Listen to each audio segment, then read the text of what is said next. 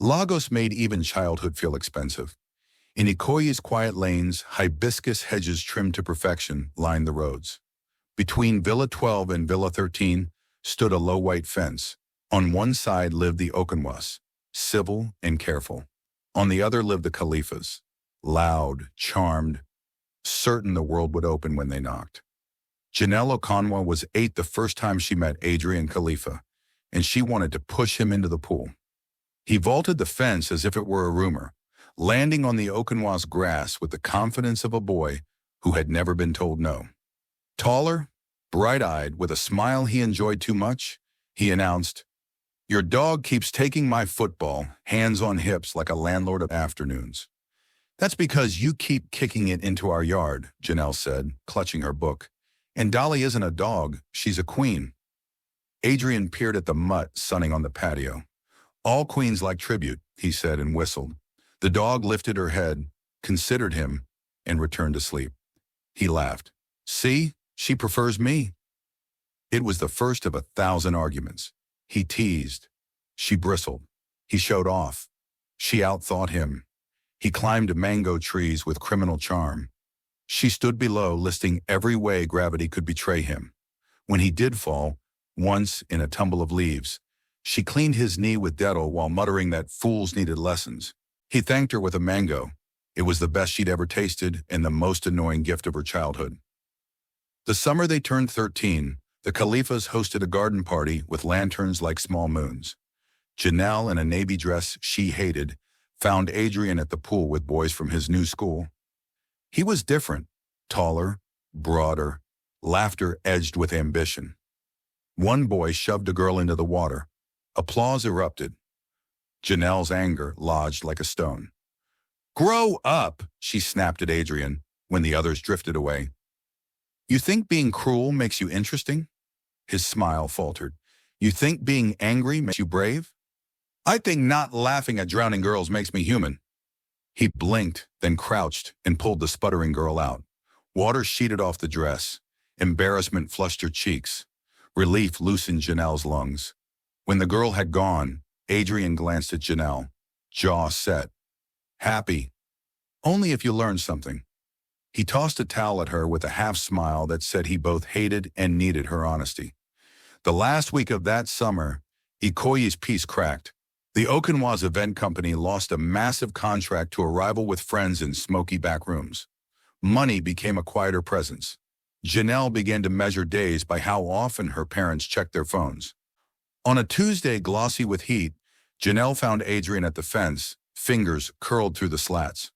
"My dad says we're moving," he said, trying to sound casual. "Echo Atlantic. He says it faces the future." "What does that even mean?" "Skyscrapers, wind, money that never gets tired." "Oh," she said, annoyed by the ache blooming under her ribs. "Congratulations."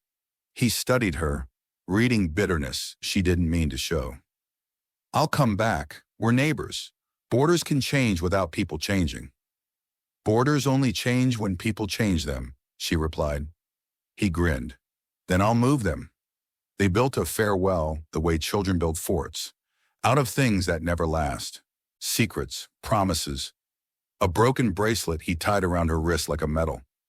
On his last night, they sneaked to the fence with a flashlight and a notebook. They wrote rules for the future. If either of us becomes unbearable, the other must tell the truth.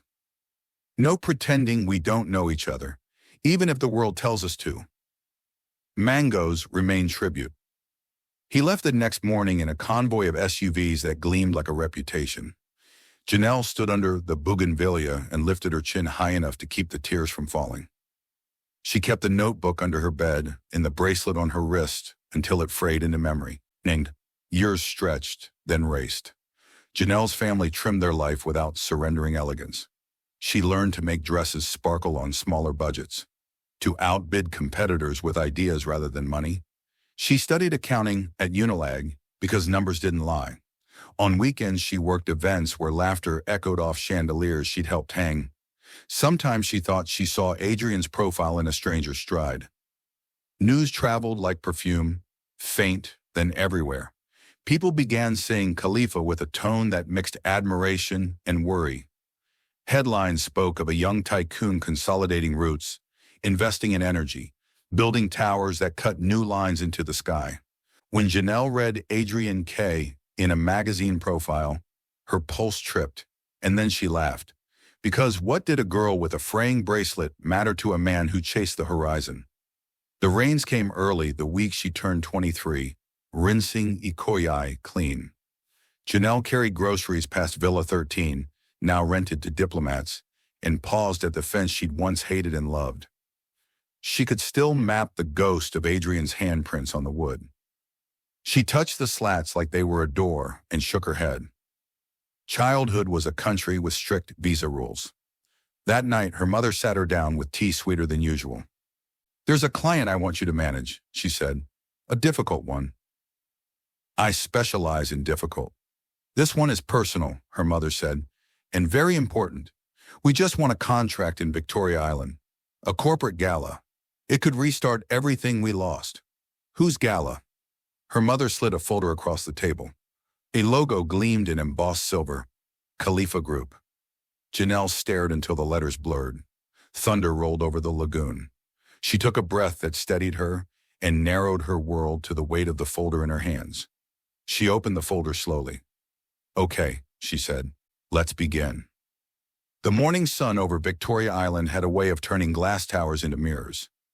Janelle stood at the foot of Khalifa Group's headquarters, the city noise humming at her back. She had dressed with care, a navy sheath dress, hair sleek, jewelry quiet. No room for weakness. The building itself was an argument with gravity, 40 stories of steel and tinted glass rising against the sky. She whispered to herself, "It's just another client." But her palms disagreed. They remembered a boy at a fence, a bracelet that had frayed, a promise that had not. Inside the lobby was a cathedral of wealth. Marble floors reflected designer heels. Chandeliers threw light like confetti. Staff moved briskly, their lanyards badges of belonging. Janelle checked in at reception, received a visitor tag, and stepped into the elevator. Each floor it climbed was a reminder. Adrien Khalifa was no longer the boy next door. He was Lagos's new mogul. Nar. The doors slid open to a private level. A receptionist escorted her down a corridor softened with artwork worth more than her annual salary. When the office doors opened, Janelle braced herself. Adrien Khalifa stood by the floor-to-ceiling window. Lagos Lagoon spread before him like a kingdom. His shoulders were broader now, his jaw sharper, his suit a perfect fit for the man he had become. Yet the way he tapped a pen against his palm was familiar. He turned, and their eyes met. For a moment, the years fell away. "Janelle." His voice carried both surprise and something steadier, almost relief. She lifted her chin. "Mr. Khalifa, I'm here to discuss your event." A flicker of a smile touched his lips, half amusement, half nostalgia. "So formal. You used to call me annoying." "And you used to be," she replied smoothly, refusing to give him the satisfaction of a stumble. He gestured to the seat across from his desk. "Sit. Let's see if you still tell the truth as easily as you used to." The meeting began with numbers, timelines, seating charts. Janelle spoke crisply, her note precise. Adrien listened, but his gaze lingered longer than professional courtesy allowed. When she noticed, she pressed on harder, reminding herself this was business. Halfway through, his assistant entered with files. Adrien dismissed him quickly, then leaned back in his chair. "You really grew into that promise," he said. Janelle froze. "What promise?" "The one you wrote down. Rule number 1. If either of us becomes unbearable, the other must say so." His smile curved. "I've been waiting years for you to tell me I'm unbearable again." Her chest tightened. "That was a child's game. Or maybe it was training for this," he countered, gesturing around the office, the empire he'd built. "You think I got here without people telling me the truth?" She wanted to scoff, to remind him of the arrogant boy who never listened, but the sincerity in his tone stopped her. For the briefest second, she saw not a CEO, but the boy at the fence, grinning with mango juice on his chin. She gathered herself. "Your gala will be flawless. I'll make sure of it. That's the only truth that matters here." Silence stretched, filled by the muted hum of the city below. Then Adrien leaned forward.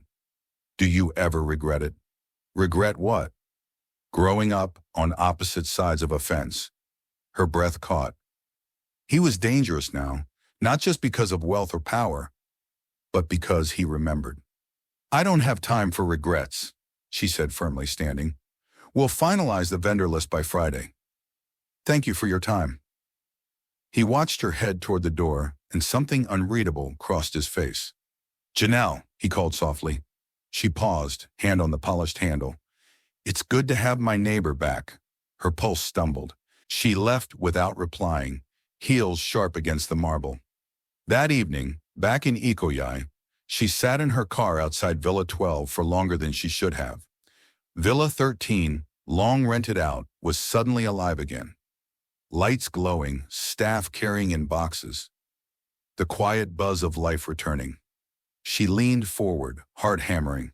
Through the hedges she caught sight of him. Adrien.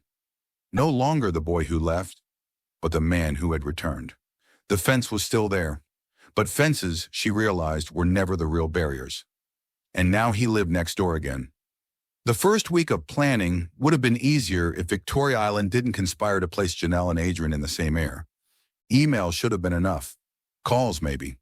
But logistics turned into proximity. The floral designer wanted a ballroom walkthrough. The chef required a tasting. The AV team demanded a sightline test with the principal, Adrien himself. Janelle told herself she didn't care. She wore calm like a blazer and sprayed her wrists with courage. At the tasting, she arrived early and lined the menu cards. Peppered prawns, suya-spiced beef medallions, plantain millefeuille. The chef hovered. He likes heat, he said. He likes surprise. So do shareholders, she replied, elegance with a kick.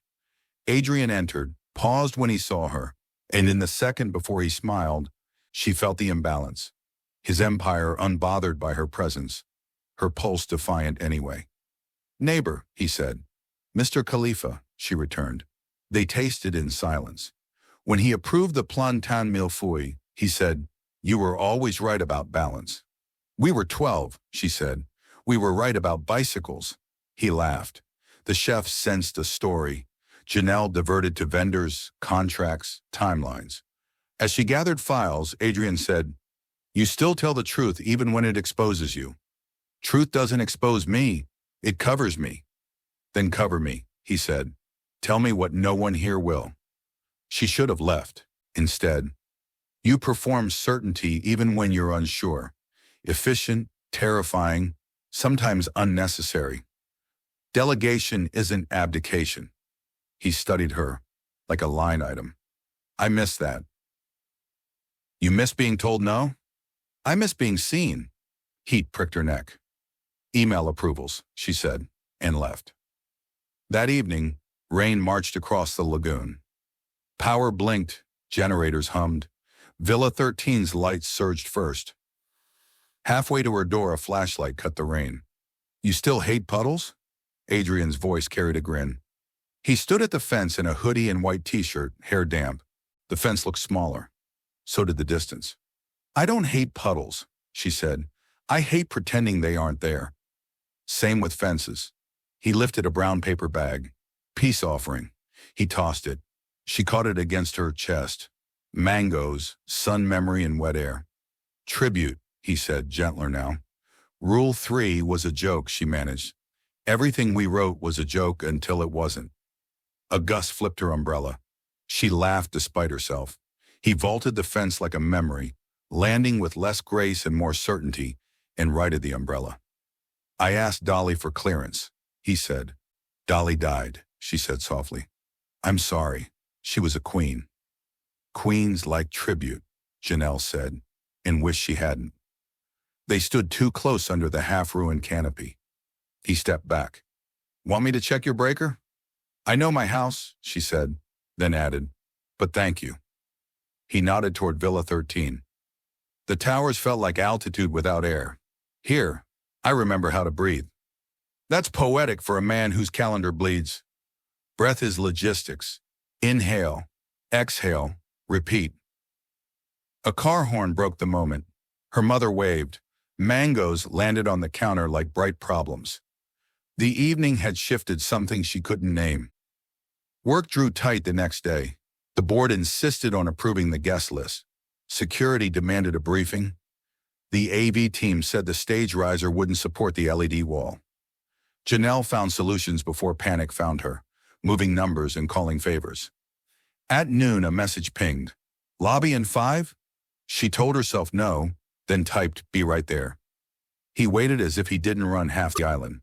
Walk with me, he said. Vendors called. Taxis surged and stilled like breath. I pulled the donor list, he said. 2 entries are wrong. A senator who pretends to be a saint and a saint who pretends to be broke. You want to rearrange seating to cause a scene? I want to avoid one. Invite truth to sit between them, she said. Place the senator beside the saint's lawyer. He'll behave. He glanced at her. Still protective. Still strategic. They paused at a site where glass teeth rose from concrete gums. A billboard showed a tower that would scratch a new sky. As a boy, I thought building was stacking, he said. Turns out it's bracing. Oh, both, she said. Stacking is ambition, bracing is care. He turned, expression unarmored. Stay for lunch. I have vendors. I have a kitchen. She sighed. Fine, 20 minutes. Lunch in the executive lounge was quick. They sparred over centerpieces and agreed on the music that made Lagos forgive itself. High life with a modern spine. When she rose to leave, he said, come by tonight. Small pre-gala drinks for the inner circle. It will be instructive. I'm not your staff, she said. You're my compass. She should have corrected the possessive. She should have said no. But truth tugged. Text the time. He did. Beneath it came a photo. A notebook page, rule number 2Y in loopy boy handwriting. No pretending we don't know each other, even if the world tells us to. Janelle stared for a long moment, then locked her phone like she could lock her heart. As dust spread over the lagoon, she stood before her closet, neon pricking the blinds. Black meant armor. Ivory meant invitation. She chose slate, a line between surrender and war, and tied her hair back so her face had nowhere to hide. Her mother watched from the doorway. Is this business? Her mother asked. It's reconnaissance, Janelle said. Then remember your map, her mother replied, tapping the bracelet thread in a dish. And your compass. The slate dress hung on Janelle's frame like a second skin, elegant but unyielding. She stood in front of her mirror, earrings in hand, heart pounding in a rhythm that felt too old to be new. The makeup brush hovered, then stilled. Her reflection was polished, perfect, but her mind was anything but. Because while her mother's voice reminded her that tonight was just business, Janelle's thoughts were wandering backwards, past the polished floors of Khalifa Group's skyscraper, past the marble offices and clipped meetings. Her mind was 12 years old again, standing at that fence with a boy who had sworn he would never leave her behind. Adrien had promised. He had looked at her with all the stubborn certainty of a boy who believed his words could bend the future. We'll always be friends, no matter what. The promise had been scribbled into their notebook rules, underlined twice as if underlining could anchor it against time. And for a while she had believed it. Even when his convoy left for Echo Atlantic, even when the houses changed tenants and Villa 13 became a revolving door of diplomats, she kept that faith. She wore his friendship like an invisible bracelet, one only she could see. But then the years came like storms. She saw his name in magazines, beside women who looked like they'd stepped out of dreams, socialites in glittering gowns, models with mile-long legs, actresses who lived on red carpets, always photographed beside him, laughing at his shoulder, clinging to his arm. Every headline was a bruise. Khalifa Air linked with Lagos. It-girl. Adrien spotted at Monaco Gala. The new billionaire prince of Banana Island.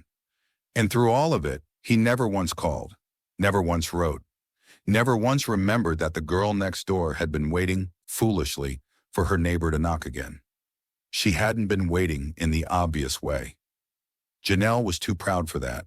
She built her studies, her work, her independence. She didn't linger by fences, but a part of her, the stubborn part, The part that remembered mangoes and scribbled promises had kept a small space open, a space for him. Now, as she fastened her earrings, the anger pressed sharp against her ribs. Anger at him for forgetting. Anger at herself for remembering. Anger at fate for bringing him back into her orbit only through a contract. Like everything between them had to be signed and sealed to exist. Her phone buzzed. The message was from Adrien. 8:30. Dress light. Tonight isn't war. It's politics. She almost laughed. Politics was always war. She slipped into heels, grabbed her clutch, and walked out before her courage could crack. The Khalifa penthouse in Eco-Atlantic glowed like a crown over the city. Glass walls framed the lagoon, chandeliers poured golden light, and the hum of conversation swirled with laughter, clinking glasses, the low pulse of a jazz band tucked discreetly in the corner. Men in sharp suits, women in gowns that whispered power, everyone orbiting the center, Adrien Khalifa. Janelle stepped inside, spine straight, chin lifted. She felt his eyes on her instantly. He broke off mid-conversation with a banker, gaze sharpening as though the rest of the room blurred. She hated that it made her pulse quicken. He approached with the confidence of a man used to rooms parting for him. "You came," he said softly, almost like it mattered more than the entire gala. "Who invited me?" she replied. "I invite many people. Not all of them show." She glanced around. "Looks like enough did." He chuckled, then lowered his voice. "Janelle, why are you really angry with me?" "Oh." Her throat tightened. She wanted to brush it off, but his eyes were steady, patient. For once, not the playful boy or the untouchable billionaire, just Adrien. She exhaled. "You really want to know?" "I've wanted to know since the moment I saw you in my office." She tilted her head, anger surfacing with her words. "You promised me, when we were kids, you said no matter what, you'd always be my friend. I believed you. I held on to that when you left." Her voice trembled, but she steadied it. "And then I watched you become someone else. I saw your face in every magazine, beside every woman you could choose. Meanwhile, I was here remembering, waiting. And you never called. Not once." The words spilled like stones finally dropped. Her chest felt raw. He stared at her, the noise of the room fading, leaving just the space between them. Finally, he spoke. "You think I forgot you?" His voice was quiet, but heavy. "Janelle, you were the one thing I never forgot. Every headline, every gala, every face you saw in those magazines. I was looking for you in them, and I never found you." Her breath caught. "I was reckless, yes. I drowned in everything money could buy. But when I closed my eyes, it was your voice that I heard. The girl who told me truth like it was a gift. I didn't call because—" He hesitated, eyes dark. "Because I was afraid. Afraid you'd tell me I'd become unbearable. Afraid you'd see what the world had made of me and hate me for it." Janelle's heart stuttered. "Maybe I do hate you." "Then hate me here," he said, stepping closer, lowering his voice to a plea. "Hate me where I can see it. Don't hate me from a distance." She wanted to move, to break away, but his gaze was an anchor. She remembered mangoes, promises, the fence between them, and she remembered every headline, every woman, every silence that had cut her. Her lips parted, but no words came. He leaned closer, his breath brushing her ear. "You waited for me, Janelle, and I've been waiting too. I just didn't know how to come back." The jazz swelled, glasses clinked, the city lights pulsed below. Inside, her fury warred with something older, deeper. Maybe tonight wasn't about business. Maybe it wasn't even about politics. Maybe it was about fences and whether they could still be moved. The city glowed beneath them like scattered jewels. From the penthouse balcony, Lagos Lagoon shimmered in the night, the hum of traffic softened by distance. Inside, the gala buzzed on, wine glasses clinking, laughter rising. But here, where the air was thinner and quieter, it was just the two of them. Adrien leaned against the railing, watching her. Janelle crossed her arms, gaze fixed on the skyline. She could feel his presence, heavy yet steady, the way she had always felt it even when they were children at the fence. And for the first time since he returned, she allowed the silence between them to stretch without breaking it. "You're still angry," he said finally, his voice low. "I have reasons," she replied. "I know." He hesitated, then added, "But anger isn't the only thing in your eyes tonight." She turned to him, ready to deny it, but the words caught in her throat. Something in his expression, sincere, open, vulnerable, made her chest tighten. He wasn't the boy anymore, and yet he was. The same boy who had sworn to protect her, who had promised to be her friend forever. Her lips trembled. "There's a reason I'm uptight," she said softly, surprising even herself. He frowned. "Uptight? That's not how I see you." "You don't understand." She gripped the railing, knuckles pale. "In university, I had a friend. A male best friend. We did everything together. Assignments, group projects, late-night study sessions. I thought it was innocent, thought it was friendship." Adrien's jaw flexed. "And it wasn't." Her eyes clouded. "Not to him. I didn't realize he loved me. At least not until it became something else. Something darker. He started getting possessive. At first it was small things. Why are you sitting with him? Why didn't you tell me you were going out? I brushed it off. I thought he was just being protective." Adrien's body went rigid. "But it grew," she continued. "He'd wait outside my lectures. He'd follow me around campus. If I spoke to other male course mates, he'd sulk or lash out. Soon people stopped approaching me at all.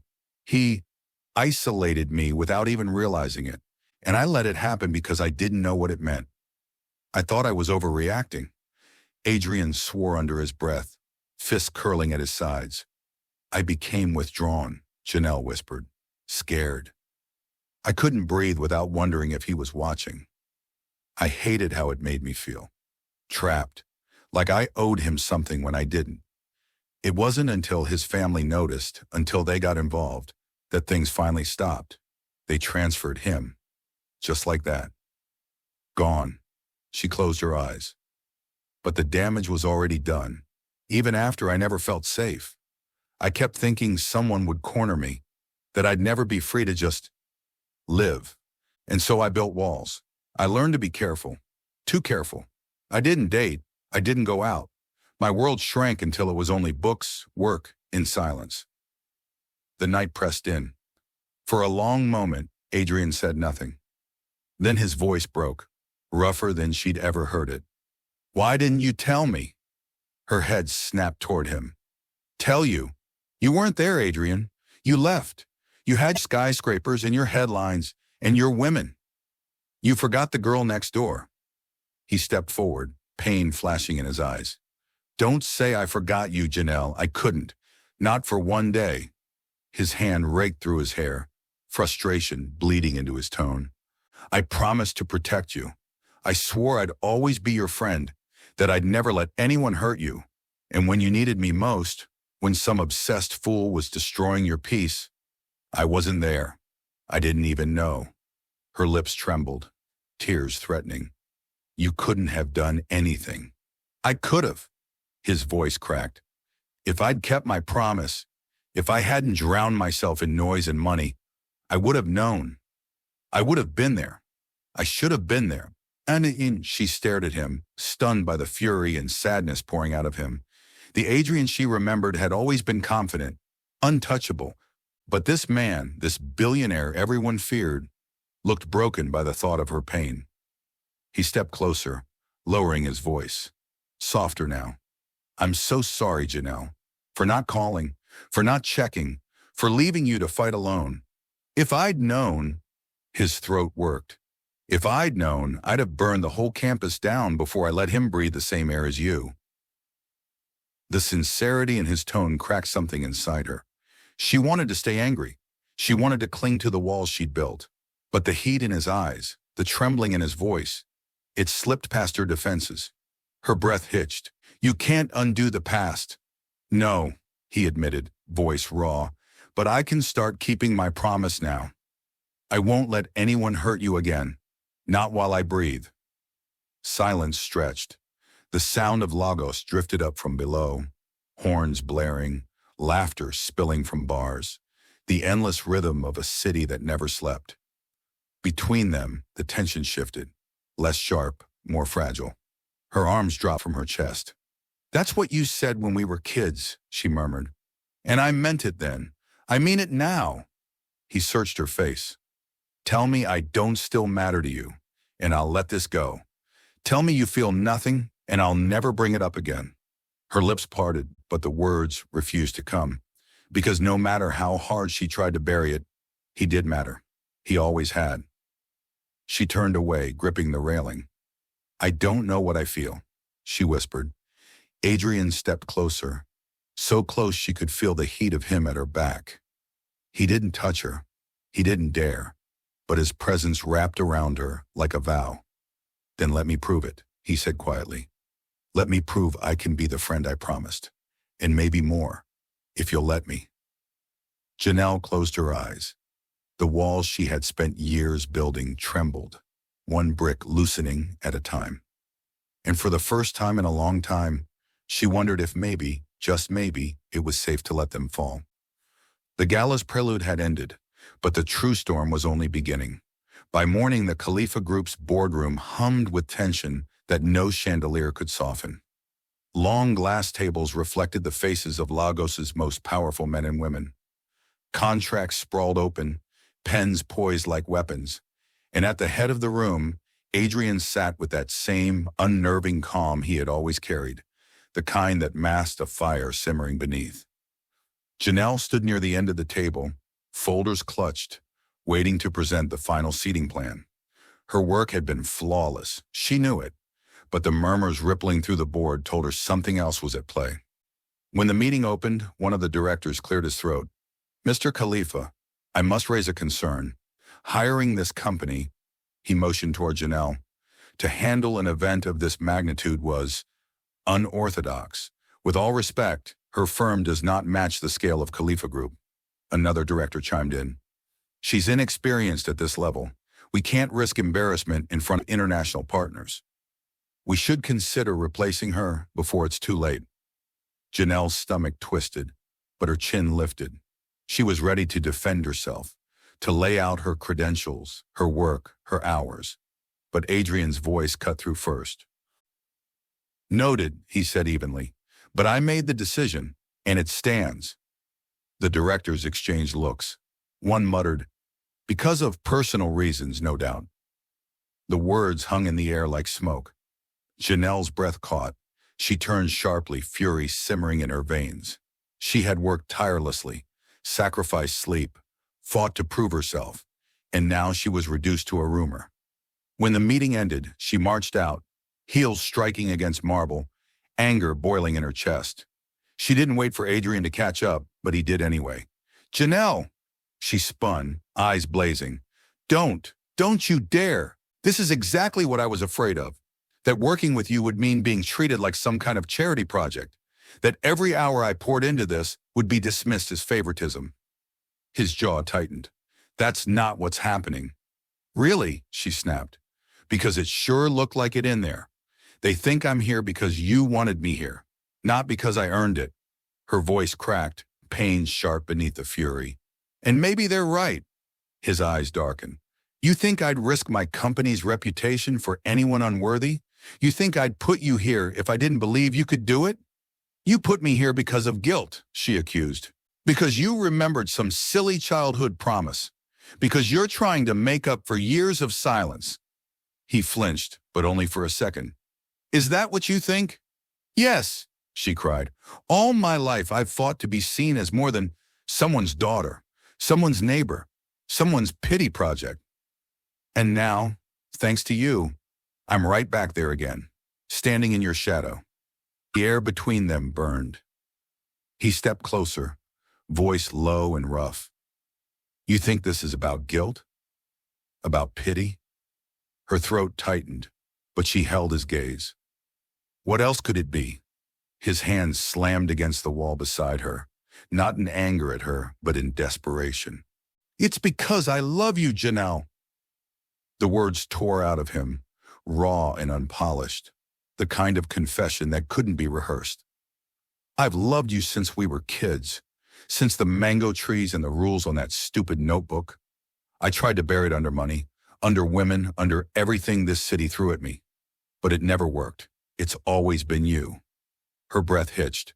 The fury that had fueled her trembled under the weight of his words. "You think I forgot you?" His voice cracked. "Every headline you saw, every photo with another woman, it was all empty. None of them were you. I never called because I was a coward, because I knew the truth would come out the second I heard your voice. And I wasn't ready for it. I'm still not ready, but I can't pretend anymore." Her hands shook. She wanted to scream at him, to deny him, to tell him that love wasn't enough. But her heart betrayed her. "You don't get to say that," she whispered. "Why not?" he demanded. "Because I waited," she said, tears brimming. "I waited for years. I believed in you. I believed in that promise, and you left me alone with it. Do you know what that does to a person? To hold on to hope that never comes?" His shoulders slumped, pain etching his features. "Then hate me if you must. But don't doubt that I love you. Don't ever doubt that." She pressed her hands against her face, trying to breathe through the storm inside her. Her anger was real, her hurt was raw, but beneath it all was the truth she couldn't escape. She loved him too. She always had. The silence between them pulsed. Finally, she lowered her hands, eyes shining. "I don't know if I can forgive you. I'll spend every day proving you can," he said fiercely. "Every damn day, if that's what it takes." Something broke inside her walls then. Not forgiveness, not yet, but something close to surrender. Her anger softened just enough to let the possibility of love back in. And for the first time, she didn't walk away. The confession lingered in the air, raw and unshakable. Janelle stood frozen, her heart thundering against her ribs, the weight of Adrien's words still echoing. "I love you." Something inside her had cracked in that moment. Anger still lived in the cracks, yes, but so did something else, something older, deeper, undeniable. She didn't remember moving, only that one moment she was staring at him, and the next his arms were around her, pulling her against him like he'd been holding his breath for years and could finally exhale. Their lips met, tentative at first, then desperate. It wasn't the kiss of strangers fumbling for affection. It was the collision of two people who had waited far too long. Years of silence, of anger, of promises left unkept all melted in that fire. Her hands gripped his suit lapels, holding him close as if afraid he would vanish again. Adrien groaned against her mouth, his forehead pressing to hers as he pulled back just enough to whisper, "Tell me to stop, and I will." Her eyes fluttered open, tears glistening. "Don't you dare stop." The words undid him. He kissed her again, deeper, slower, his hands cradling her face with a reverence that shook her to her core. For all his wealth, for all his power, this was the richest thing he had ever touched. Her, here, now. When he carried her to the sofa near the window, the city light wrapped them in a cocoon. She trembled, but not from fear, from surrender, from finally letting go of the wall she had held for so long. His lips traced her jaw, her throat, the fragile line of her collarbone. He moved with patience, as if learning her piece by piece. But when his hands stilled at her waist, he felt her body tense. He pulled back, searching her eyes. "What is it?" he whispered. Her cheeks burned, but her gaze didn't waver. "Adrien, I've never... I mean..." Realization dawned, and his breath caught. "You're a virgin?" She nodded, tears slipping free though her smile trembled. "I kept myself for you, even when you weren't here, even when I hated myself for waiting. I couldn't give that part of me to anyone else." Her voice broke. I was always yours, Adrien. Always. For the first time in years, his composure shattered. He pressed his forehead to hers, eyes glistening. God, Janelle, you deserve someone to protect you, to honor you, not leave you waiting. And still, you chose me. I'm glad it's you, she whispered. Only you. The admission tore something open in him. All the years of guilt, of hiding behind wealth and women, collapsed under the truth that she had always been his, even when he hadn't deserved her. He kissed her then like a vow, slow and soul-deep, his hands trembling as they mapped her body with reverence. Every touch asked permission. Every kiss promised forever. Her nerves gave way to fire, her fear to wonder. It was new, it was overwhelming, it was everything. She clung to him, not as the billionaire everyone admired, but as the boy next door who had once sworn to move fences for her. And when at last the final barrier fell, it wasn't just bodies meeting. It was hearts, lives, and years collapsing into one soul-crushing, breathtaking union. It wasn't perfect in its choreography. It was perfect in its truth. She gasped his name as though it had been trapped in her chest for a decade. He murmured hers like a prayer. The city's lights blurred beyond the glass, but neither of them noticed. For Adrien, it was discovery, that he could love beyond ambition, beyond ego, beyond revenge. For Janelle, it was freedom, that she could trust again, that she could be vulnerable without fear. When it was over, they lay tangled beneath the Lagos night, the city humming its endless song below. Her head rested on his chest, his heart steady beneath her ear. You were worth waiting for, he whispered, pressing a kiss into her hair. Tears slipped down her cheeks, but they were no longer from pain. And you were worth forgiving. Silence stretched, soft and sacred, before she added, I'm glad I gave myself to you. Adrien closed his eyes, holding her tighter, his chest rising with something like awe. You've given me more than that, Janelle. You've given me a second chance at life. The night carried them into stillness, and for the first time in years, neither of them felt alone. Months later, the Alchema garden bloomed brighter than it ever had. The hibiscus hedges stood tall, roses curled open in the sun, and the once quiet fence that had divided Villa 12 and Villa 13 now lay dismantled, replaced by an open archway draped in bougainvillea. Where there had once been barriers, there was now nothing but passage. Janelle stood at the edge of the arch, a basket of mangoes in her arms, watching the morning light gild the lagoon. She wore a soft smile, the kind that came not from fleeting happiness, but from peace that had taken root deep inside her. Behind her, Adrien's arms slipped around her waist. He pressed his chin into her shoulder, his scent familiar now, his warmth grounding. Do you know what today is? He murmured. She tilted her head. Another board meeting you'll be late for? He chuckled. Besides that. She pretended to think. The day Dolly stole your football? Close, he said, kissing her cheek. The day I promised you I'd always be your friend. Her heart softened at the memory. The boy at the fence, the scribbled notebook rules, the promise that had seemed so impossible to keep. And yet here they were. You broke that promise once, she teased gently, and I'll spend my life making sure I never break it again. His voice grew softer, reverent. I love you, Janelle, in ways I can't even measure. You're the only thing I ever got right. She turned in his arms, laying her palms against his chest. His heartbeat thudded steady beneath her fingertips. And you're the only one I ever waited for, she whispered. The only one I'll ever need. He kissed her then, not with desperation, but with certainty.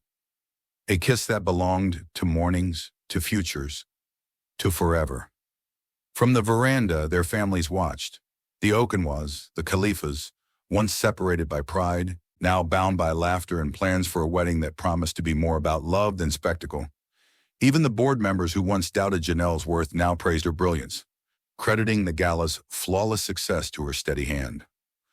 Later that evening, as lanterns lit the garden and music drifted over the lagoon, Janelle found herself standing where the fence used to be. Adrien joined her, slipping his hand into hers.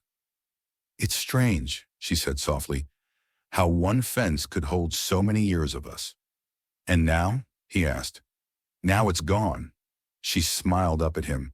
"And so is the distance." He kissed the top of her head.